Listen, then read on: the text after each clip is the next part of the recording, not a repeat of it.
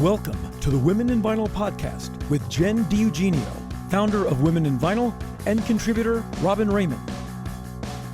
This podcast facilitates conversations with those working in the vinyl record industry to educate, demystify, and diversify the vinyl community.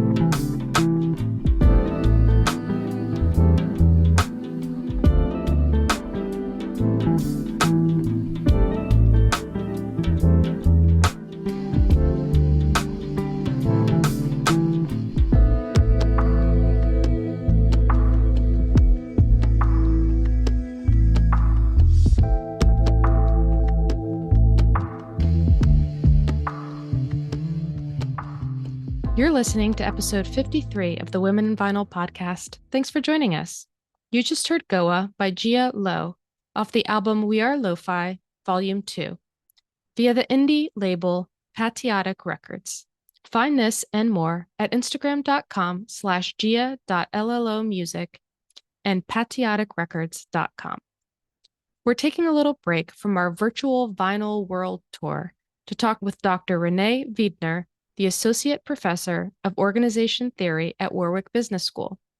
We're discussing his paper, The Custodianship Across Generations, Preserving the Practice of Vinyl Record Manufacturing. He is currently writing an academic paper and a book on the topic, and joins us to discuss the importance of craft and why we should be concerned with the preservation of skill sharing, knowledge, and how we learn and share these manual skills. Reminder to grab a copy of our book, Women in Vinyl, The Art of Making Vinyl, out now. Go to womeninvinyl.com/book. As a reminder, we have commercial-free and high-resolution versions of this podcast, along with our membership, and tons of other discount codes available at patreon.com/womeninvinyl. Thanks to you, we're number 11 on FeedSpot's top vinyl podcasts. Please continue to like and subscribe. Enjoy the episode. Rene, thanks so much for joining us. No, thank you for having me. Robin has actually been talking about your work for a minute, and so we were excited to be able to share what you've put together. So yeah, it's not often a lot of smart people want to talk about records and record collecting and, bring it to the academic space. I mean, other than friend of the pod and lovely Women in Vinyl board member Veronica as well. But this takes it to another dimension, which is super needed. And I mean, with all of that exposition, let's jump in. Yeah. So why don't you tell us a little bit about you and how your journey with records began? Okay, yeah, sure. So I'm an organizational sociologist, and I'm based at Warwick Business School, which is kind of a department at the University of Warwick.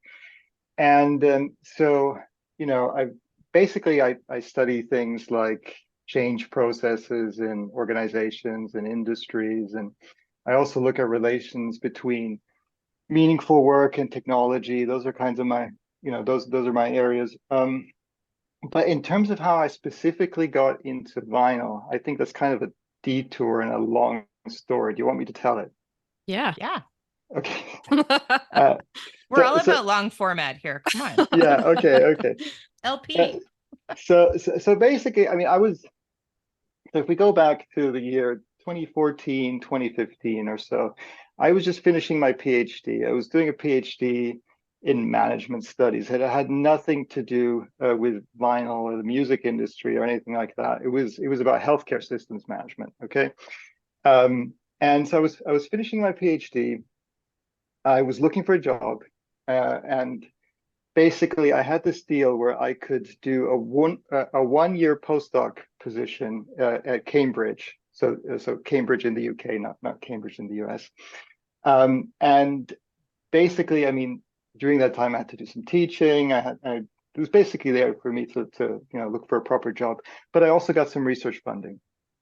And I remember I had these conversations with a really good friend of mine. His name is Stefan Krakovic. So very easy name to pronounce.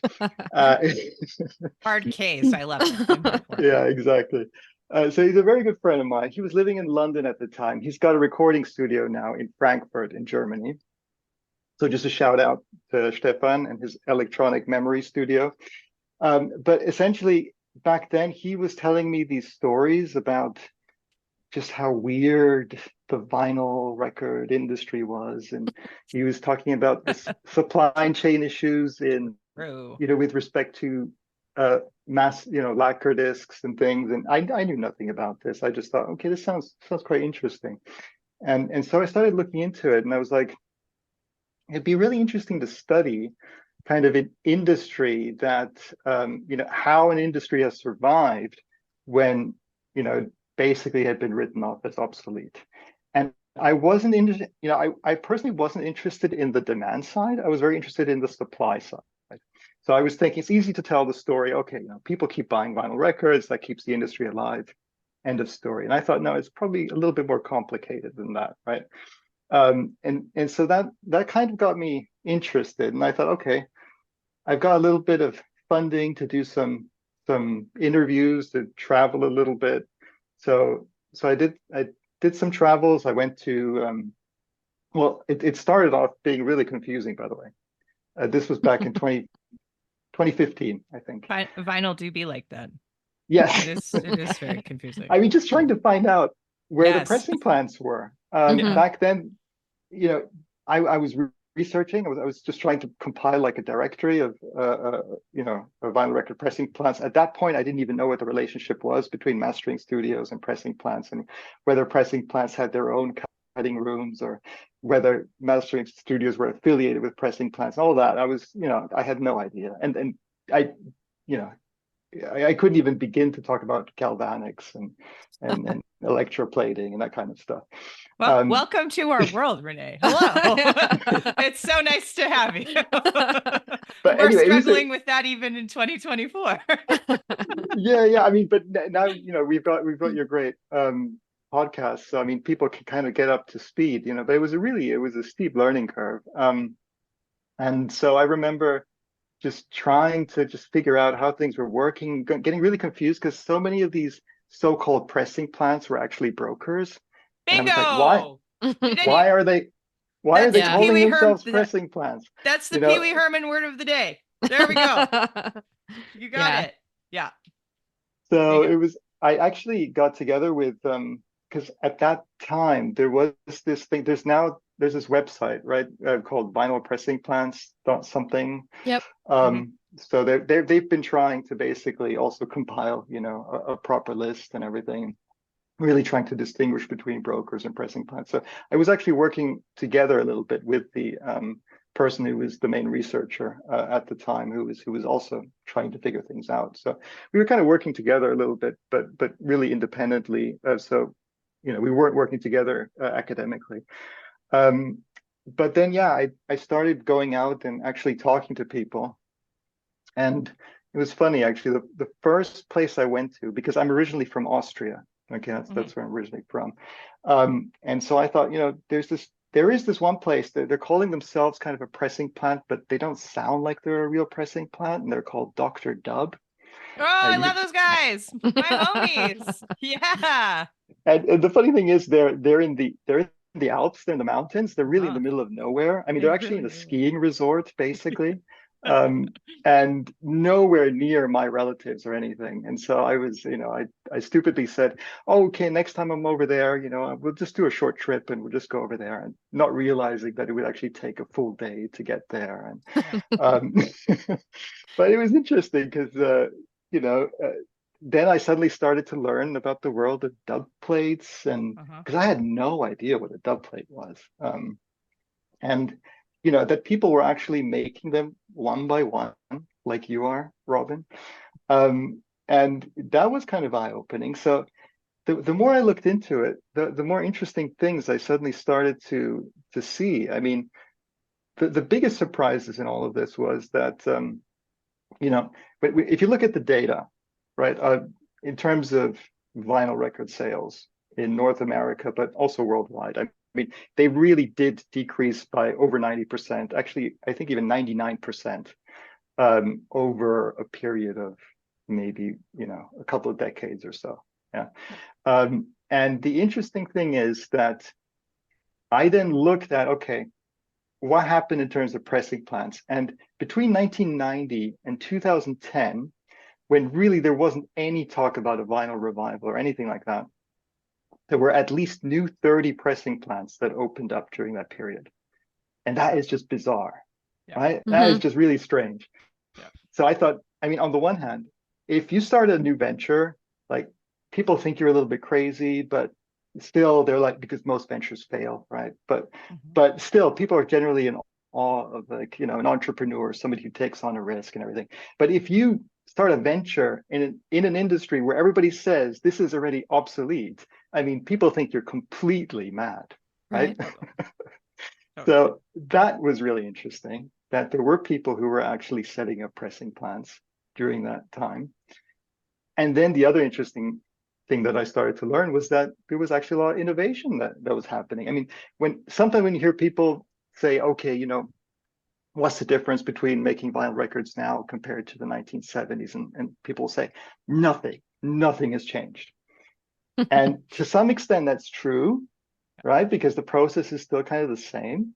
But if you really look at what happened during that period, now, between, let's say, 1990 and 2010 or so, there were some really interesting things, actually, that did play a big role in keeping the industry alive. And so that's kind of what I started to really look into. Did you have a record collection before that? That's exactly what I was going to ask. Yeah. Did I have a big record collection? Yeah. No, not really. I mean, in terms of vinyl records, so I wasn't actually a big collector. And not really. I mean, I think the interesting thing is, so I did my undergraduate studies in Vienna, and I always so in Austria, but that's after actually having lived abroad. And I was always kind of a little bit of an outsider, didn't have, many close friends.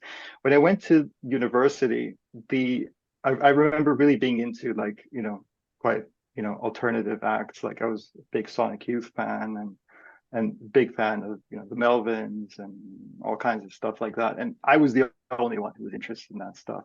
And then I found that actually there was a record store which was being operated out of somebody's apartment in Vienna. And that became kind of the hangout, the place where I would go to every week to kind of hang out. And there you could see that, the people who were there, the person who was living there, who owned the record store, if you can call it a store, and the people who were working there and just kind of hanging out. I mean, they really did value vinyl records. And so I suddenly, I kind of got into records. That must have been around the year 2000 or so, maybe a little bit before then. And this is basically also when people were saying like, vinyl records are dead. Yeah. CDs are the only way. But there was always that underground niche, right? There was always and me feeling more part of the underground, I think that kind of spoke to me. Absolutely. Yeah. I mean, if you look at your like academic publishing record, like it's kind of like a funny left turn, right? Because like you're talking about leadership in the Jesuits and like practitioners and the medical system and everything. So I mean, sociologically, like I did a little bit of soci in uni too. So I'm like, okay, like I understand, but the through line is kind of a funny thing. So how did that academic line get kind of distorted? Little mastering humor there. Into this space, because you met up with all of my buds with the Egg News and those guys to talk about actual like cutting records and like mastering and lathes and like innovation and ingenuity in that kind of space. And then now we're talking about propagation of knowledge and like, can you tell me a little bit about that journey? Well, I think, I mean, yeah, it's not a linear journey Yeah. in any, real sense. I mean, it's basically I mean, I'm really privileged in that I can basically do any kind of research that I find interesting as long as I can somehow connect it to topics which are of interest, to academic communities, which are somehow related to a business school, then it's all Uh-huh. fine. Okay. Um, I love that. so I'm I mean, I'm that's I'm a hype guy. I love that. I can always figure out a way to spin. So let's do and it. then I mean this that's I mean I'm kind of lucky because in business schools we do have the so we're not that rigid. Mhm. We can easily move between topics, between theories, between disciplines, which you can't do. I mean, if I was really in sociology itself, it probably would be a Mhm. little bit more difficult because I Yeah. probably have to be a little bit more kind of narrow in terms of my topic and kind of really be an expert in that. Yep. But you can kind of get away with doing lots of different things and then retrospectively connecting them with one another, Mhm. which is kind of what I do. So, I mean, when I gave you that little introduction about, the kind of stuff I do, I mean, I can kind of pull, put these things together in some kind of a narrative where it's about, meaningful work and technology and stuff. But you're right. I mean, there are some detours. Like the paper you just mentioned about the Jesuits, Mhm. I wasn't the lead researcher on that. That was just because I, happened to be kind of involved in that project more Mhm. indirectly. But it does speak to something that I've become more and more interested in, which is like historical studies. So, I mean, Mhm. the real first historical study was for me this, looking into vinyl record manufacturing. But since then, I've been involved in some other stuff, which I haven't published everything yet. But I think you might have seen I've looked at a case of an entrepreneur, one of the best potters of the 20th century, and so these kinds of historical studies are really interesting. And I think in terms of vinyl record manufacturing, I always made the conscious decision not to go back in time too far. Mhm. I wanted to kind of really just narrow it down to that window I was talking about when people were like, "This is dead. Who cares about vinyl?" I thought that okay, if nobody cares, that's the right time to really focus on because probably nobody else is looking into this. So I've got a niche where I can kind of be the one who can become the expert on that. Well, and Well, what do and you we're think? glad for it. Yeah. Yeah, and looking at your research there and then now where people may argue like, well, it's the number one selling physical format. So why talk about the decline in the past? What do you see as some of the reason for that previously that could then lead to where we are now? Yeah, I mean, this is also the thing with being an academic. I remember, um, I'm not going to name names now, but there was at least one person who was like, you're going to be way too late with publishing this because everything will have already changed by then. And I was saying like that's not the point. Like I'm just trying to kind of understand what happened, and then we can learn from that Yeah. potentially in Yeah, terms for Yeah. of sure. maybe in other cases, maybe not even in vinyl record manufacturing, maybe in completely different cases. What I'm generally interested in is the survival of crafts, Mhm. and so that going back to that first ever kind of research interview or that field work I did at Dr. Dub, I remember when I was talking to the owner at that time, who is no longer the owner. Mhm. He he said, "You have to understand one thing, Rene. This is a craft, okay? This is not an art. This is not a science. This is a craft." And when he said that, I was like, yeah, okay, whatever. Ha! And then Ha!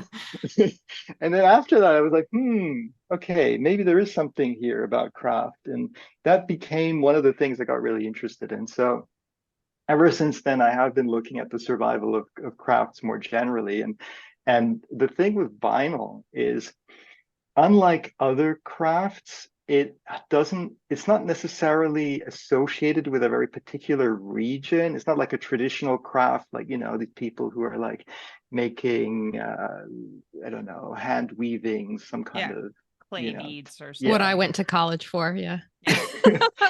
And you can basically say, well, this is, the tradition coming from this particular region in the world or whatever. Like vinyl record manufacturing doesn't really have that. So it's actually difficult to support, like UNESCO would not say, okay, we're going to preserve the craft of A vinyl record heritage site. manufacturing. Yeah. Whereas they do try to preserve all kinds of other local traditional crafts, right? Yeah. So from that point of view, I've always found it interesting because you can't actually get like a regional or a national body to support, the preservation of vinyl record manufacturing. It has to happen almost like from a grassroots a level, and and this is what I found. I mean, it's like tiny pockets everywhere around the world of people who are just fascinated by making records. I mean, you probably know most of these people, right? Especially you, Robin, in terms of like there's a guy in Argentina who I was chatting with, who makes, I believe he does, electroplating in his kitchen. Well, probably not a kitchen that he still uses for, but yeah, and then there's like, people in New Zealand and Australia. Oh yeah, and, I love the dudes in New Zealand. Shout out to Downbeat. Love those yeah. guys. But I mean, that is, a question that Jen and I get all of the time, and that we field as the Women in Vinyl kind of organization constantly is, well, like, how do we get more people into these spaces, and how do we educate people in these spaces? Because I mean, when I was learning how to cut records, like that was it's kind of the only way that you can learn how to do it is by cutting records. So there's this like gigantic barrier to entry because you need this gigantic piece of equipment and Yeah. then Yeah. the infrastructure to support that. And I was just fortunate by having a separate career where I could jump off and finance myself that I could launch this. But I mean, that's not the case for everybody. It's not a Neumann and it's not a Scully, but I get by with my little lathe and it's fine. But like, my friend Nick Townsend, like he bought a Scully and he bought a Neumann and launched his mastering career. But like that's kind of the way that like our generation, our age bracket is kind of getting into this. Like there's some people that are getting jobs at mastering studios, like the lovely and talented Jet Galindo and the lovely and talented Bobby Giel, that are going into places with that infrastructure existing, but that are trained like mastering engineers. But then somebody needs to teach them how to cut, right? Which is like a huge part of what we're trying to do. Yeah. I mean, I'm sitting on local boards here at like Austin Community College that has a really good opportunity to bring these into being actual parts of their programs, because I'm like, why not teach this at a college level, because it is a trade. There's no other way for people to get into it.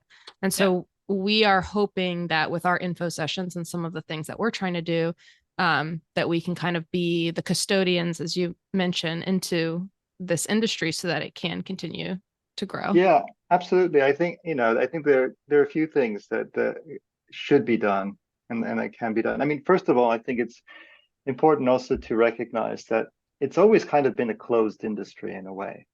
So it's not like oh, in the good old days anybody could kind of get into this and it's always kind of been a struggle, I think, for people. So unless you had connections and whatever. But having said that, I mean, it's funny, have you come across Flo Kaufman? Switzerland? Yeah. So I would love to be in Flo's pocket at any moment in time to absorb. And I mean, that's one of the biggest things, is because like Flo's over in Switzerland, Leo and I'm blanking on their names right now, but they're the guys that Horowitz, Len and Jacob Horowitz, like they're the guys that know how to repair like all of the Neumanns and the Scullys. Like you want to talk about pockets of information that are isolated from each other. Like those are like the three major dudes in that world. And I mean, I don't know that anybody like Jacob and Len are kind of, they've got that like familial knowledge transfer. But beyond that, like, I don't know that Flo's training anybody or like taking on No, understudies. no, exactly. Yeah, I mean, the only reason I mentioned Flow is because he said he once called like the 90s or the early 2000s like the golden age of vinyl, which Hmm. is kind of ironic, right? But he said that Because it was the worst. well, it was the worst, but he said at that point, I mean, if you were smart, you could get your hands on Yeah, secondhand equipment, totally. or if you knew about how to do that, which Yeah. whereas now it's impossible. I mean, to Yeah. get a Neumann, Yeah. but at that point they were still kind of affordable in a way, Hmm. but you had to know how to actually get your hands on these things, right? Yeah. And know that they Um, existed. And I mean, like you were saying at the beginning, you didn't know. And I mean, yeah. until you actually like dive into this or like stumble across a genius podcast that walks you through every step of manufacturing production, you're not going to know those terms. Like I didn't know about, like I had a bitchin' record collection since I was a little kid, and I didn't even know like what these crazy lathes were. And I was like, what is that? That looks fun. What? Okay, neat. Yeah, no, I completely agree. I think, educationally, what you were saying before about education, I think that's really important. And I think it kind of has to really begin in schools. So not at college level, but before. And, when I hear people talking about doing demonstrations in schools about, cutting directly onto disc and the kind of Hmm. reactions you get from kids, completely amazed. Totally. How is it that you can get my voice into these grooves or whatever. I Yep. mean, that's how you can already attract attention, I think, from an early age. And I think it's a shame that also at college level, as you were saying before, that a lot of these things they just stop teaching, basic analog, Hmm. recording methods, and which is really, yeah, a shame, because I think one of the questions you sent me before, Jen, about what was it, about why we should even care about preserving this Hmm. stuff. I mean, that's often the question I get, like, why should we care, right? I mean, so what if vinyl record making dies out, and I think it comes down to a basic question of what is actually progress. Is progress just replacing the old with the new, or is it about increasing possibilities, and having a coexistence of different options, different techniques, different things. And that's kind of ultimately what I would argue really enriches society, right? So I think from that point of view, I think a lot should be done in education more broadly about just making people aware of these different options. And sometimes you can't predict, what's going to come out of that. So, there are interesting like even when I talk with people about like some traditional crafts, and then they find that actually some of that knowledge that was almost being lost can suddenly be applied somewhere else in a different Hmm. area. So Totally. sometimes these things are, yeah, totally also transferable. I mean, that's something that I've really been trying to push for, and something that I really wanted to happen at our conferences this year is to bring in outside perspectives into Hmm. our industry to bring their knowledge and expertise to sort of hear some of the things that we're doing in order to innovate. Because looking at, what you're talking about in your paper and everything, it's like we have to have those different perspectives, and we have to continue to innovate in order for this industry to continue to grow and evolve, because it isn't the same as it always No. has been. I mean, they unveiled that you could use that attachment splatter, for example, through Phoenix at the conference. So like that's already innovation that we're seeing happen. But what if we didn't all have to start at zero? Yeah. Yeah, no, I completely agree. And I mean, governments have a role to play in all this as well. I mean, Hmm. I think it's interesting, like just going back to that, supposed golden age of vinyl record making, when, people like Flo and others were kind of really almost digging stuff out of the trash and then kind of restoring, Hmm. some of this equipment. I think it also kind of just it tells us that actually this repair work and restoration work and that kind of stuff really should be incentivized, right? And Absolutely, it should be.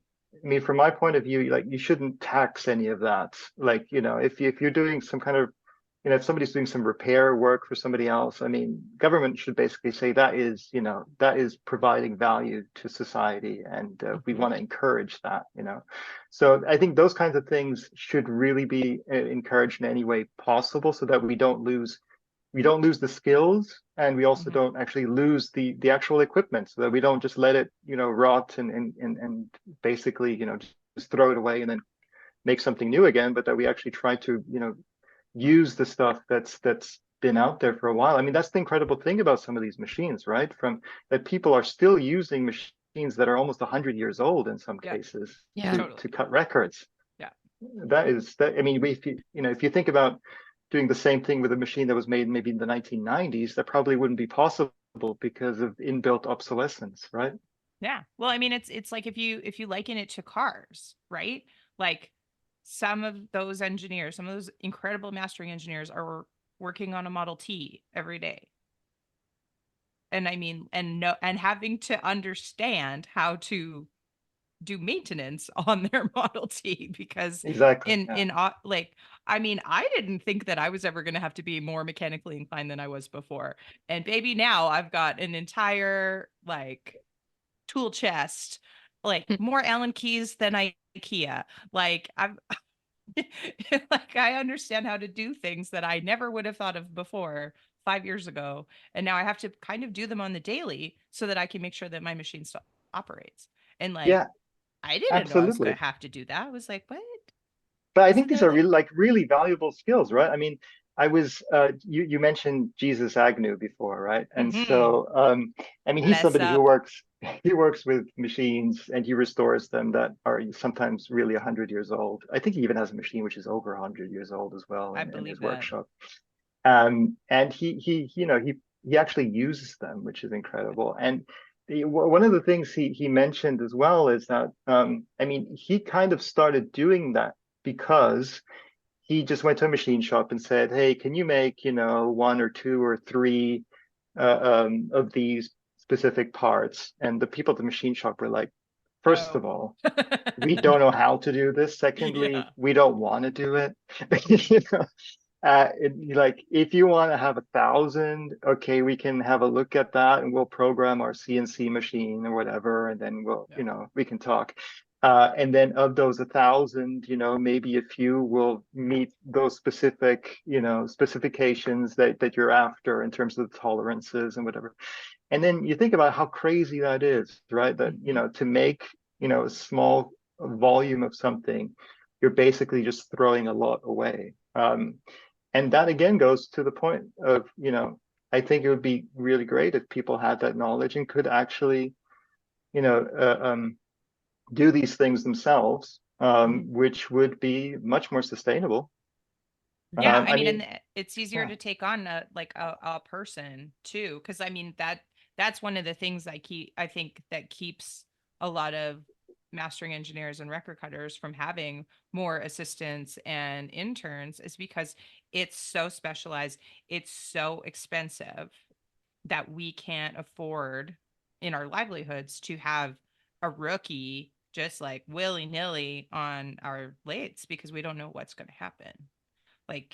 Notwithstanding, I cut plastic, that's fine, there's lots of plastic, too much plastic, but there's only one provider of lacquers. So anybody that is a mastering engineer that is actually making lacquers, they have to get from a limited supply and then try and impart that knowledge on someone that's just gonna, maybe drop the cutter head too quickly. So A, they're breaking a stylus, B, they're ruining a lacquer, so that's just a very expensive endeavor altogether. And that's why, again, I think it needs to start, at least for mastering and cutting, in the college level, where they can cut their friends' bands, local bands, they can cut the marching band, whatever, to have that practice in order to get in. Because it's true, there's somebody, and I won't name who, but that sent me a job recommendation that they were looking for an apprentice, and the apprentice that they were looking for may as well have been Chris Mara. I mean, there was absolutely no way that they were ever going to find somebody for that apprenticeship, because 4 that years person in a mastering studio, tape experience, blah, blah, I mean, blah. that person would have had to build their own machinery. That it's just, that person doesn't exist.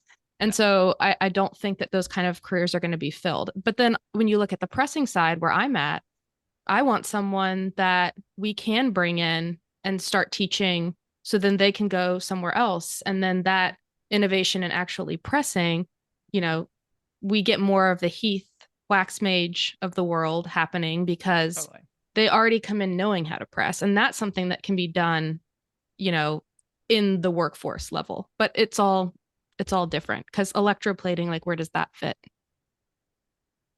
That's a whole in a kitchen, in a kitchen in Argentina. Well, I mean, the thing with electroplating is interesting as well. I mean, the first time I came across it, it was like, whoa, this is so specialized. Nobody in the world knows how to do this, and this is so weird, growing metal. And then you do talk to people, you know, who know a little bit about other industries, and they're like, well, you know, this is totally common in other industries if you want to, you know, make flat metal parts. Exactly. Yeah. So it's not like, you know, this is so esoteric, even though it's often called like the dark arts, you know, that's electroplating is like. No, I mean, it is super interesting. Yeah. What do you think is the biggest threat to all of this? Is it because like these pockets are going to die out? Do you think it is the regional separation of things? Like, I'm actually quite optimistic about it. I don't think there is actually, you know, this big threat that it's going to die out. I think, as you were saying before, I mean, today people have resources that weren't available before. You know, there's stuff on YouTube now, and on the secret, you know, Society of Blade Trolls forum, which you're very familiar with, and which is a secret. It is a secret, but we love everybody to come in and join and donate to Steve Espinola to keep it going, because that is one of the only commercially global accessible places about cutting records, mastering, and all of those things. Wonderful things. Yeah, I mean, it also takes a while to actually get into, right? It's not like super user friendly, is it? No. I mean, neither is mastering. LOL. But Women in Vinyl is, and you can donate to us too. Sure, you can also. Exactly. Also do that. But I think, you know, today there are certain resources that are available which do make it easier for people. So we shouldn't forget that, and including, of course, your initiatives. And so I think we should be optimistic about these things. And sometimes, I mean, this was also some of the interesting stuff that I found. I mean, sometimes these things are completely unexpected. Like you've mentioned, at least in one episode, of course, I didn't write down which episode it was, but you mentioned the Scientologists, for instance. Yeah. Oh yeah. Right? And I remember they have a bunch of the metal lathes up there. Yeah, you said, you know, they're taking them out of the industry, so to speak, right? And so that's kind of bad for the industry. And I'm not going to speak in defense of the Scientologists, okay? But I'm also not going to say anything negative about them because I don't want to hear a knock on the door. You don't want to get fair gamed, yeah. But funny story. We invoke the spirit of Leah Remini. Of Leah Remini.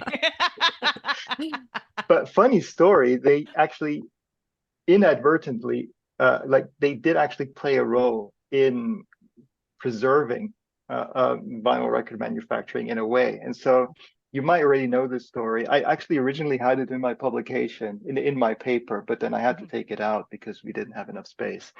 But the interesting thing is, so, you know, if we're talking about skills that were at risk of dying out, one of them was actually making, you know, the diamond stylus for DMM. And there was literally one person in the world who was making them around, you know, up until fairly recently, actually. And this is before Stephen of My Shank, who you're also familiar with, have started doing the same thing, and there were experiments by other people. But there, for a certain period, for a certain time period, there were no other people doing it. There was one elderly person. I think he was in his 80s. He was a chain smoker, and people were really worried he was going to die any second, basically. But the funny thing is, so this one guy was basically supplying the entire world. I mean, there weren't that many, clients who were into DMM. It's basically pressing plants in continental Europe, Mhm. and the Scientologists, basically. And so the funny thing was, so the story goes that he was basically making one or two of these styli a month, and that was good in terms of supplementing his pension, and he was doing that. And suddenly he gets these two huge orders, and one of them is from GZ in the Czech Republic, and Yeah. one of them is from Scientology. And so suddenly he gets an order of like he has to do 40, and he is like, I don't know how to do 40. You know? I don't have the time. And apparently he was getting worried as well that if he did actually make 40, he would, because each one he sold like for at least €1,000 or something. Yeah. And so that would actually be a substantial source of income, which he'd have to declare, and he'd have to deal with the tax authorities and all that kind of stuff. And he didn't want to do that.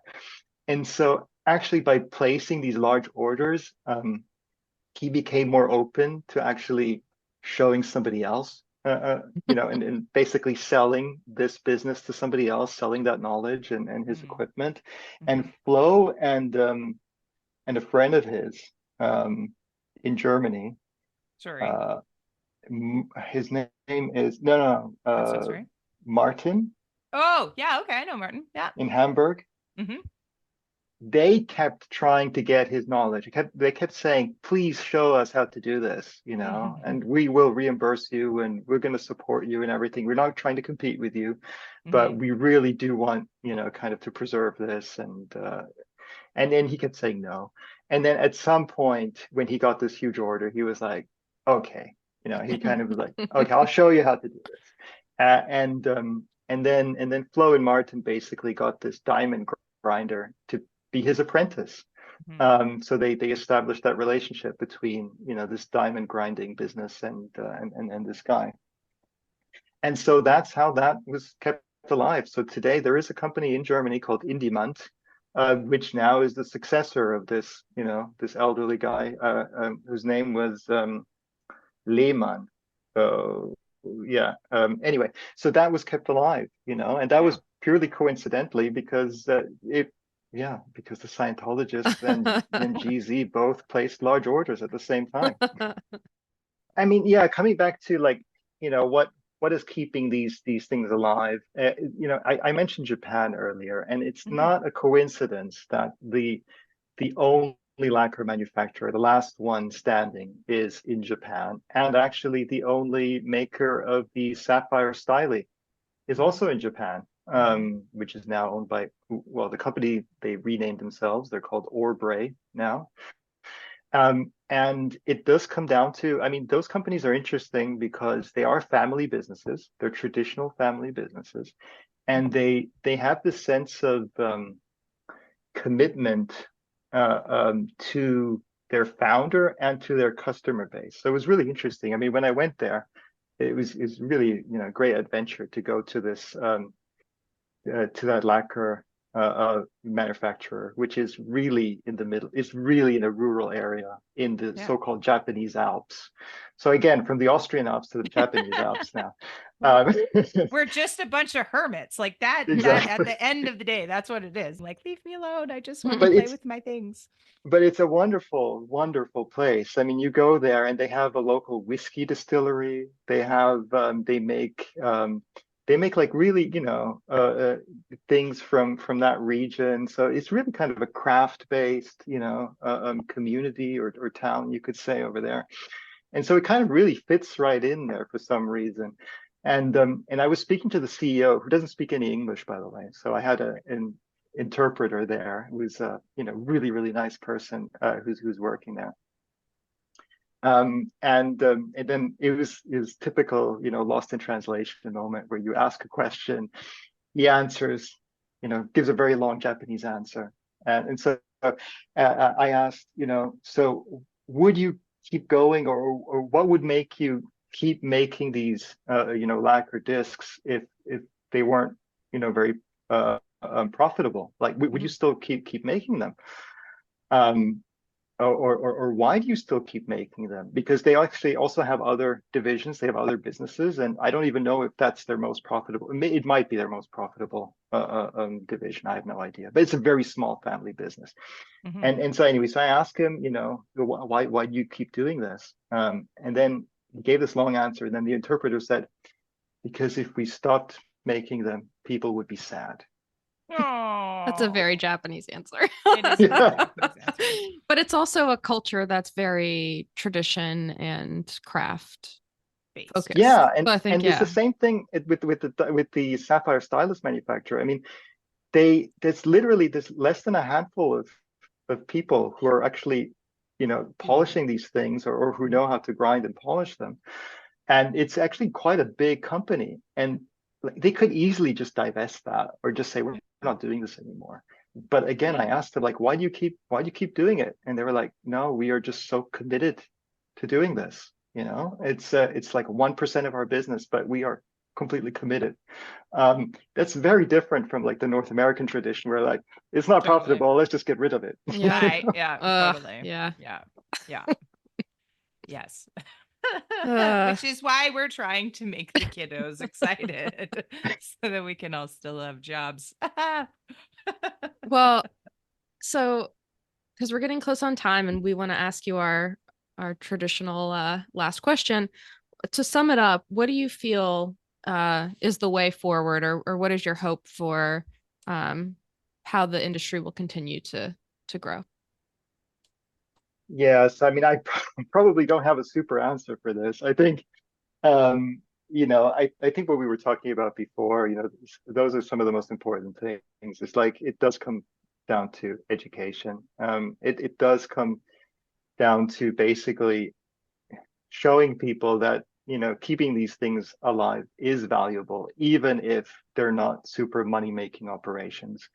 And just for the sake of doing that. I mean, I think, yeah, Robin, you mentioned Steve Espinola before. I visited Mhm. him in New York, um, and he also said the same thing. He said, like, yeah, I like having records simply because I have the option of having vinyl records. It's, yes, there might be scratched and they might not sound, that great, but I have the option, and it's just wonderful to have that.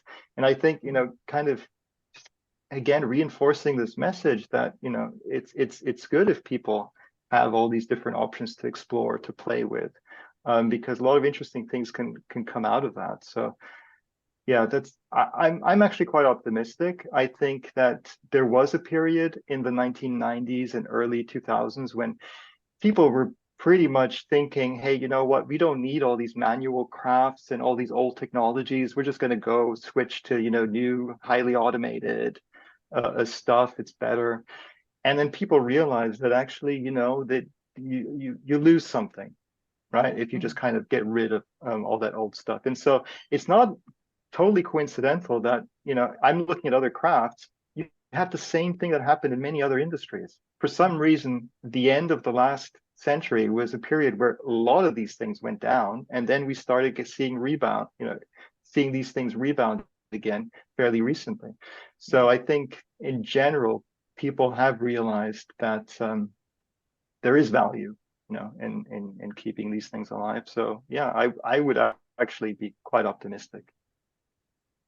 So I like that. That's a good place to wrap it, I think. I mean, we're definitely going to have a part 2, because I have way more questions. I have way more Yeah, we didn't questions. even talk about embossing and all that stuff, which is interesting as well. But you did have Mike Dixon on your yes. podcast, and so he's Sweet already Mike covered that. Dixon. Yeah. Yes. The weird uncle of all of our record cutting community. But he's And he's somebody who also, I mean, he's a former teacher, right? yeah. And he, he did tell me about doing cutting demonstrations in schools, and so I think he probably plays a big role in all of this as well. And he's also somebody who makes, restored Oh yeah. monolathes available to people. So Mhm. No, he's he's the guy. important. Mike Yeah. Dixon, recordlatheparts.com, hosts a lathe cutting camp. We send people to it to just like get their feet wet. it's a good time. I've never even been there. I wish that I would have known that it was a thing before I jumped in too, to just be like, what am I doing? Okay.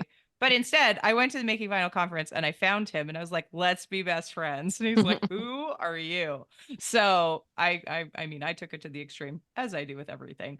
But I mean, I think there's a lot to be excited about, and it's reinforcing, I think, for us and our message and what we're trying to do, to see that somebody in academia sees it the way that we do. Yeah. Because I mean, it gives it a little bit more legitimacy, but it also is just like, oh, okay, like we're not the only ones, which is great. Yeah, you're absolutely right. And I do get objections often where people are like, so what? Like, why should we care? Because that is kind of, even in my field, because it's a business school, people like to talk about creating new things and growth. And it's just like keeping things alive is like not really interesting to most people. And I think that's wrong, because I think that I found it, when I was doing this study, very, very interesting, because to keep something alive, you need to put in a lot of work. Yep. And it doesn't just happen by itself. And actually understanding what that work entails is, I think, really, really important to understand. Yeah. I mean, it's kind of beautiful too, with the history of recorded sound. And like, we get the luxury of having these artifacts from the 1900s and before, and just like seeing where all our global culture has come from and what we valued enough to put into a physical medium. Like, they were compelled by music that they loved so much that they were like, how can I have this in my house to listen to it whenever I want to? Like, we need to kind of get back to that, rather than this like passive background, laissez-faire version of being fans of music, in my opinion. Yeah. So that we can also keep having jobs, which would be great. But I mean, like, I think that's part of the thing, right? To understand where you are, you have to understand where you've come from. And like, there's all of this. I mean, I have a 78 in my collection from like 1904, and it's like two British ladies talking over tea. And I mean, it sounds horrific, but I think it is awesome. Like, I think it's an important thing that we're kind of neglecting in that story too.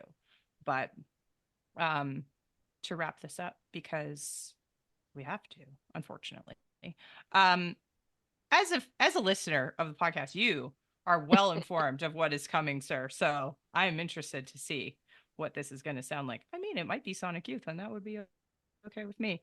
If you could make a 7-inch record in your basement, cutting an A side and cutting a B side, just for your own little pause to have, what would that 7-inch record look like? Okay, so I have thought too long about this. Yay! I love this so much.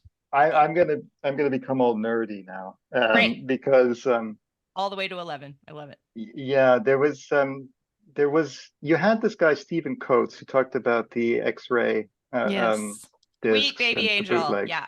And that was episode 22. I wrote this down. Hey, in case anybody wants to go back to that. We've come so far. And he was talking about, kind of hypothetically, if he could find, a lost recording of some presenter. And I was thinking, yeah, I'd like to do the same thing. And what I'd really, really like to get my hands on, and what I would cut onto a record if I could, would be an excerpt of a lecture. This is why it's super nerdy. Okay. Of a lecture by the Austrian-British philosopher Ludwig Wittgenstein. Yeah, so you probably never heard of him, no. But one of some people would argue the most, important philosopher of the 20th century. First of all, because there is no known recording of him, even though he was an engineer, he was interested in all kinds of things. I'm pretty sure he listened to records as well. And he was an accomplished pianist and all kinds of stuff. But there's no known recording of him. So if I could find one, that would be fantastic, not least because I'm sure he had a really funny accent. So having kind of an Arnold Schwarzenegger type accent, reading out some deep philosophical statements. That would just be hilarious. I mean, I feel like we need to do that on the AI generator thing just I so love that. you can Yeah. realize your dream. There's so many Arnold Schwarzenegger videos going around. See, you can have So both funny. technology and analog. Yeah. Yeah, no, that's right. You probably could. I mean, that would be funny. But it would also just be really interesting if that could be salvaged from somewhere. Apparently, I did do too much research on this. That's Apparently, people have really tried to find recordings of him and have always failed. And even the composer Steve Reich tried and failed. So there's a lot of interest in this. So if I could find that and cut it, of course I would. Sure. And then in terms of the B-side, there is a famous argument between Wittgenstein and another Austrian British philosopher. His name is Karl Popper, and they apparently got into an argument in Cambridge, and it almost became violent. And I'd like to have that altercation. A recording of that. It would be two men who have weird Arnold Schwarzenegger type accents talking about some philosophical, argument, and then almost coming to blows. The original diss track in real time. I love it. I love it. That's great. That might be my favorite 7-inch that we have ever, hypothetical 7-inch that we've ever come across. Awesome. Rene, thank you so much for Yes. blessing us with your research and your time and diving into our space to, help show all the world that we know what we're talking about over here. Yeah. And to expand past our network, into the academic world. I think that's really awesome and important. So thank you. No, thank you. Awesome. Well, thank you again. And we'll talk soon. Yeah. Have the best day, man. Yeah, thank you so much for having me, and thanks for making this work. I mean, with the time differences, it's not easy. Well, thank you again. Thanks, Rene. Have the best day. All right. Okay, you too. Okay, Bye. bye-bye. Thanks for listening. Don't forget to like, subscribe, and leave us a review on your favorite podcast platform. Join the conversation on social media at Women in Vinyl. We want to hear from you. Shoot us a message for topics you want to hear, feedback, and more to info@womeninvinyl.com. Huge shout out and thank you for all our supporters, affiliates, and sponsors like Marshall Headphones. Visit our website, womeninvinyl.com, for ways to get involved, and you can always contribute to the education, demystification, and diversification of the vinyl industry by donating at womeninvinyl.com/donate. See you next time. This episode has been brought to you by Women in Vinyl and Red Spade Records. Thank you for listening. Please remember to subscribe, and you can always contact us directly by visiting www.womeninvinyl.com.